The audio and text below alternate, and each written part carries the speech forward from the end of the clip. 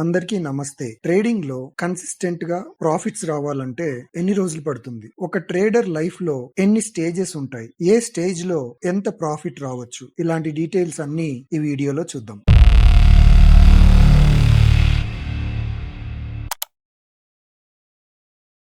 Trading కొత్తగా start చేసినప్పుడు చాలా ఉత్సాహంగా ఉంటుంది. కొత్తలో ట్రేడింగ్ లక్ ద్వారా వచ్చిన లాభాలను చూసి మార్కెట్లో డబ్బు సంపాదించడం చాలా ఈజీగా అనిపిస్తుంది.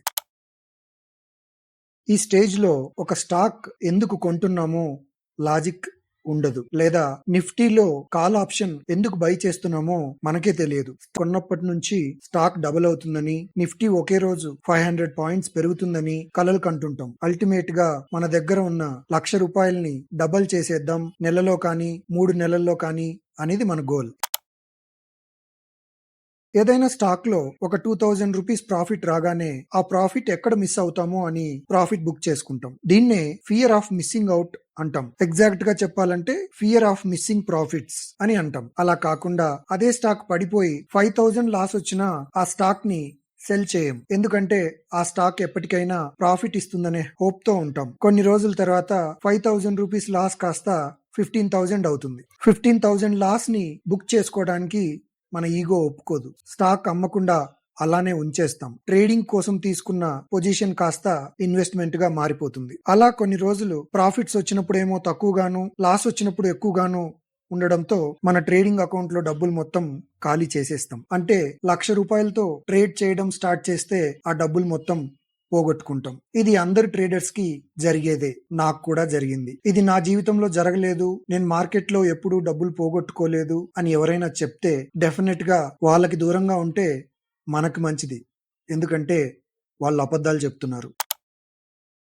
ఏ స్టాక్ పెరుగుతుందో తెలియక 20-30 స్టాక్స్ కొంటాం. ఏ స్టాక్ ఎంత క్వాంటిటీ కొనాలో తెలియక మన మనసుకు నచ్చిన క్వాంటిటీతో ట్రేడ్ చేసేస్తాం. ఒకసారి డబ్బులు పోగొట్టుకోగానే ఎలాగైనా తిరిగి సంపాదించాలని, ఎలాగూ మన వల్ల ప్రాఫిట్స్ రావట్లేదు కాబట్టి ట్రేడింగ్ టిప్స్ కోసం టెలిగ్రామ్ ఛానల్స్ కి కానీ, యూట్యూబ్ ఛానల్స్ కి కానీ పెయిడ్ సబ్స్క్రిప్షన్ తీసుకుంటాం. వాళ్ళు ఎక్స్పర్ట్ ట్రేడర్స్ అని నమ్ముతాం కాబట్టి మన దగ్గర ఉన్న డబ్బంతా వాళ్ళు చెప్పిన స్టాక్స్ లో పెట్టేస్తాం. వాళ్ళు ట్రేడ్ వర్క్ అవ్వకపోతే స్టాప్ లాస్ హిట్ అయింది, ఎగ్జిట్ అయిపోయి సెల్ చేయమని మనకి చెప్తారు. మనం కొన్నప్పుడేమో వాళ్ళ మాట వింటాం, కానీ అమ్మాల్సి వచ్చినప్పుడు మనం వాళ్ళు చెప్పినట్టు వినకుండా లాస్ బుక్ చేసుకోం. ఎందుకంటే లాస్ బుక్ చేసుకోవడానికి మన మనసు ఒప్పుకోదు. అలా చేయటాన్ని మనం ఒక ఫెయిల్యూర్ లాగా చూస్తాం. అలా మళ్ళీ మన ట్రేడింగ్ అకౌంట్ లో డబ్బులు ఖాళీ చేసేస్తాం. డబ్బులు పోగొట్టుకోవటంతో భయపడి ట్రేడింగ్ మానేసే వాళ్ళు కొందరైతే, ఎలాగైనా ట్రేడింగ్ నేర్చుకుని పోగొట్టుకున్న డబ్బులు తిరిగి సంపాదించాలని కష్టపడి ట్రేడింగ్ నేర్చుకోవడం స్టార్ట్ చేసేవాళ్ళు ఇంకొంతమంది. స్టేజ్ 1 లో లాసెస్ మాత్రం పక్కా. రఫ్ గా స్టేజ్ 1 డ్యూరేషన్ 2 to 3 years ఉంటుంది. ఎప్పుడైతే ట్రేడింగ్ నేర్చుకోవడం స్టార్ట్ చేస్తామో అప్పుడు మనం స్టేజ్ 1 దాటేసి స్టేజ్ 2 లో ఎంటర్ అయినట్టు లెక్క. ప్రతి ట్రేడర్ లైఫ్ లో చాలా కష్టమైన దశ స్టేజ్ 2. నేర్చుకుని ట్రేడ్ చేస్తాం కాబట్టి నష్టాలు కొద్దిగా తగ్గుతాయి, లాభాలు కొద్దిగా పెరుగుతాయి. ఈ స్టేజ్ లో స్టాప్ లాస్ లాంటి చాలా టెక్నికల్ థింగ్స్ నేర్చుకుంటాం. అలాగే ట్రేడింగ్ స్ట్రాటజీలు చాలా నేర్చుకుంటాం. కానీ ఏ స్ట్రాటజీ వాడినా నష్టాలు మాత్రం వస్తూనే ఉంటాయి. ఈ స్టేజ్ లో దాదాపు చాలా మంది ట్రేడర్స్ చాలా హార్డ్ వర్క్ చేస్తారు. ట్రేడింగ్ నేర్చుకోవడానికి, సక్సెస్ అవ్వడానికి వీళ్ళు చేయని ప్రయత్నం అంటూ ఉండదు. ఇలా ఎంత కష్టపడినా ప్రాఫిట్స్ రాకపోవడంతో ఎమోషనల్ గా చాలా స్ట్రెస్ ఫీల్ అవుతారు. ఈ స్ట్రెస్ తట్టుకోలేక ఇక్కడ చాలా మంది ట్రేడింగ్ మానేస్తారు. ఇక్కడ ట్రేడింగ్ మానేసే వాళ్ళని ఏమని చెప్పొచ్చు అంటే, 10 గంటలు బస్ కోసం వెయిట్ చేసి ఇంకో 5 నిమిషాల్లో బస్ వస్తుందనగా ఇంకా వెయిట్ చేయలేక ఇంటికి వెళ్లిపోయే వాళ్ళలాగా చెప్పొచ్చు. ఇలా ఎందుకు చెప్తున్నానంటే వీళ్ళంతా సక్సెస్ కనుచూపు మేరలో వస్తూ ఉంటే పోరాటం ఆపేస్తున్నారు కాబట్టి.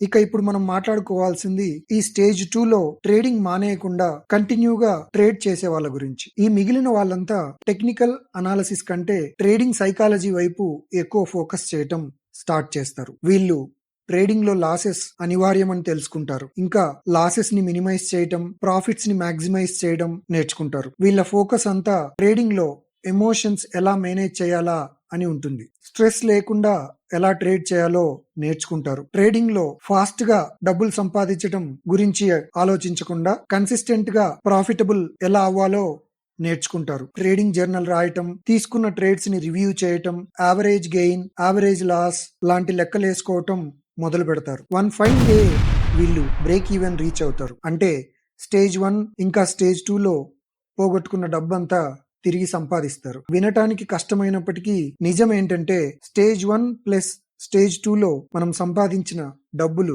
0. కానీ ఇప్పుడు మన దగ్గర ఉన్న ఆస్తి అంటే అసెట్ ఏంటంటే మన ఎక్స్పీరియన్స్ ప్లస్ మన నాలెడ్జ్. స్టేజ్ 2 కంప్లీట్ అవ్వటానికి 2 to 3 ఇయర్స్ పడుతుంది. అంటే దాదాపు 5 to 6 years stage 1 plus stage 2లో ₹1 కూడా సంపాదన లేకుండా ట్రేడింగ్ నేర్చుకోవాలి. స్టేజ్ 2లో మన అచీవ్మెంట్ ఏంటంటే డబ్బులు పోగొట్టుకోకపోవటం. Not losing money is the biggest success in stock markets. ఈ స్టేజ్ లో కన్సిస్టెంట్ గా ప్రాఫిట్స్ వస్తాయి. మనం ట్రేడింగ్ ఛాంపియన్స్ గా మారిపోతాం. బ్యాటింగ్ యావరేజ్ అంటే winning ratio, position size, number of positions, open risk, equity curve ఒక్కటేంటి ఇలా చాలా విషయాలపైన వీళ్ళకి నాలెడ్జ్ ఉంటుంది. ఐ ట్రేడ్ ఫర్ లివింగ్ అని గర్వంగా చెప్పుకునే స్థాయి వీళ్ళది. వీళ్ళు ట్రేడింగ్ లో అన్స్టాపబుల్ బట్ హంబుల్. ఎందుకంటే వీళ్ళకి హంబుల్నెస్ అంటే ఏంటో స్టేజ్ 1 స్టేజ్ 2లో మార్కెట్ నేర్పుతుంది. సో ఫైనల్ కన్క్లూజన్ ఏంటంటే ట్రేడింగ్ లో నెట్ ప్రాఫిటబుల్ అవ్వాలంటే మినిమం 5 ఇయర్స్ పడుతుంది. నాకు 8 ఇయర్స్ పట్టింది. మరి మీరు ఏ స్టేజ్ లో ఉన్నారో కామెంట్స్ లో చెప్పండి. స్టేజ్ 2లో ఉంటే మాత్రం కీప్ ట్రయింగ్. మీరు చాలా దగ్గరలో ఉన్నారు. But most importantly keep managing risk. Thank you.